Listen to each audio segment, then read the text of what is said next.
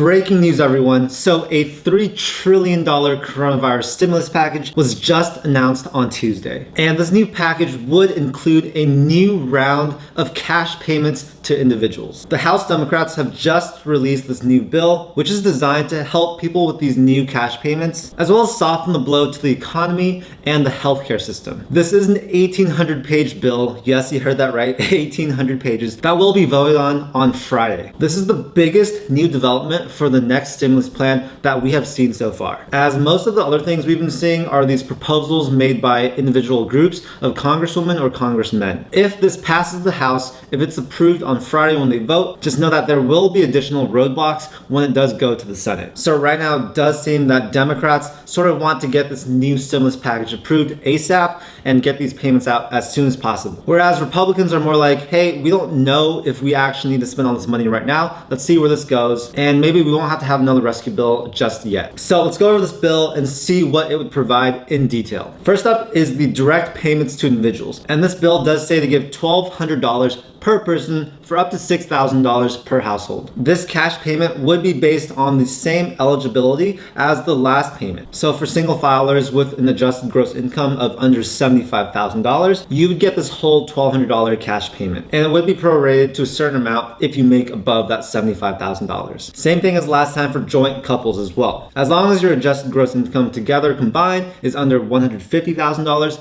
you will receive a full $2,400. The biggest change with this bill is that it changes the way that dependents are actually paid. In this new bill, dependents would get their full $1,200 instead of the person that filed the dependent getting $500. So for example, a family of 4, 2 adults with 2 children, both listed as dependents on their tax returns, they would receive a total of $4,800 in cash payments. I know in the last bill, a lot of people who were listed as dependents who thought they should have received a stimulus check did not receive one. For example, college students, the elderly, the disabled, who are all listed as dependents under their parents' tax returns, did not get the stimulus check. This new bill would give those sets of people a new $1,200 payment, but it would also give them eligibility for that last round of payments. So yes, college students and other people that were listed as dependents would get the $1,200 from the last CARES Act, as well as $1,200 from this new act. Basically, this new bill is seeking to change the eligibility for both rounds. So in terms of unemployment, this new bill would extend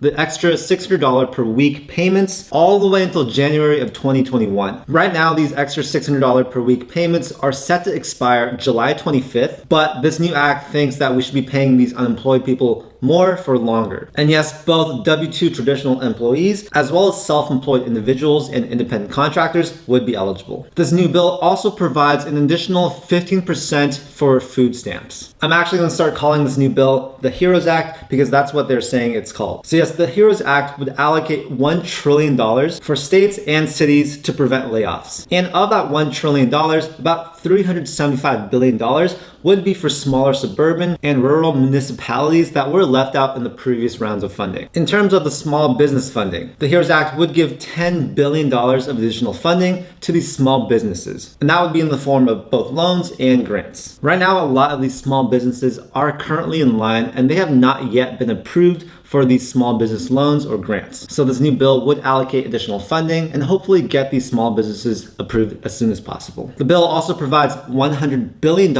for rental assistance and $75 billion for mortgage relief assistance. The United States Postal Service would also get $25 billion in funding. Another thing this bill includes is allowing taxpayers to deduct their state and local taxes. This had previously been capped in 2017, so this would actually restore that. And it would provide $75 billion for additional virus testing. Guys, we're almost done. I know this bill is long and it provides a lot of help for a ton of different sectors. $100 billion would go to hospitals and healthcare workers. $600 million would go to help prevent the rapid spread of this virus in state and federal prisons. And $600 million would go to police departments to cover salaries and equipment costs. And another very important part of this bill, $200 billion would be allocated for hazard pay for essential workers. So yes, the total cost of this bill is roughly $3 trillion, but we're only seeing $1,200 direct payments to individuals. And of course, this bill says nothing about actual recurring payments. So why is it like that? Like, why is only a small portion of this $3 trillion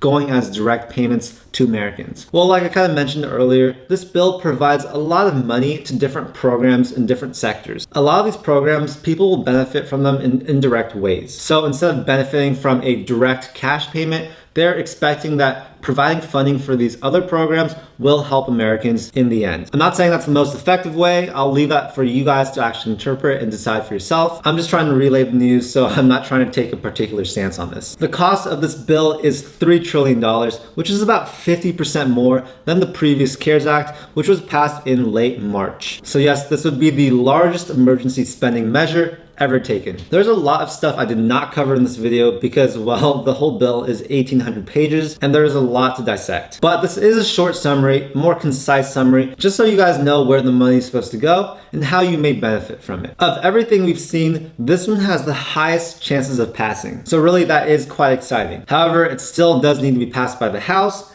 then it needs to be passed by the Senate, and finally by President Trump. Right now, sources are saying that it's highly unlikely that anything like this will pass before June. And that's due to a lot of the Republican resistance. There's a lot of clash between what this money should be spent on. And there's also a lot of clash on the severity of the situation, as well as the timing urgency of direct payments like this. So we'll really see what happens. But for now, this is the breaking news of today. And I hope you guys got some value out of this video. If you did, make sure to share it with a friend and also like and subscribe if you want to see more videos just like this. I also make a ton of content about entrepreneurship, investing, and personal finance. So yeah, that's it for today, and I'll see you guys in the next video. Peace.